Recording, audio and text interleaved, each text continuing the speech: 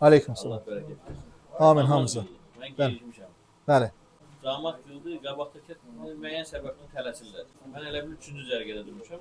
İmama qədər 2 cərgədə var, 2 səbdə var. Qabaqdakı gedəndə mən 2 addım atıb gedib durmalıyam divara yaxın ki, qabağımda. Yox, çox uzaqdırsa da bir addım eyb etməz. Amma 2-3 addım getməsin. Sonra qabağımda o üzə gedən olsun ağaracaq. Qabanda o özə bu üzə gedən adamlar, yəni səzdə yerindən qabaqdan keçirlərsə problem yoxdur. Nə ondan günah qazanmır, sən onsa ki, namazı insan qabağından keçən günah qazanır da. Yəni sən günah qazanmırsa sənin namazın pozulmur. O keçənə problemdir. O da deyək ki, səzdə yerindən qabaq tərəfdən keçirsə, məsələn bir adam deyək ki, məscidin ortasında el adamlar var bir də görsə, məscidin ortasında təşbirgəti namaz qılır. Sən də mümkün deyil ki, gərək oradan keçəsən.